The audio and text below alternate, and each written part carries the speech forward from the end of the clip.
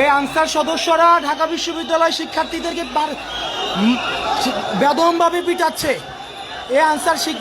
এই আনসাররা ঢাকা বিশ্ববিদ্যালয় শিক্ষার্থীদেরকে, ঢাকা ইউনিভার্সিটি এসেছিল তাদেরকে, ঢাকা ইউনিভার্সিটির শিক্ষার্থীরা, এখানে ঢাবির অনেক শিক্ষার্থী এসেছিল, তাদেরকে অস্ত্র নিয়ে হামলা করেছে। আমাদেরকে সকাল থেকে ঘিরে রেখেছে, আমাদেরকে আবদ্ধ করে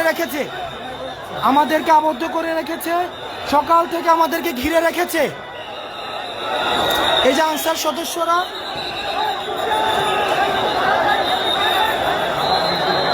আমাদের বিশ্ববিদ্যালয়ের অনেক ছাত্র আহত হয়েছে।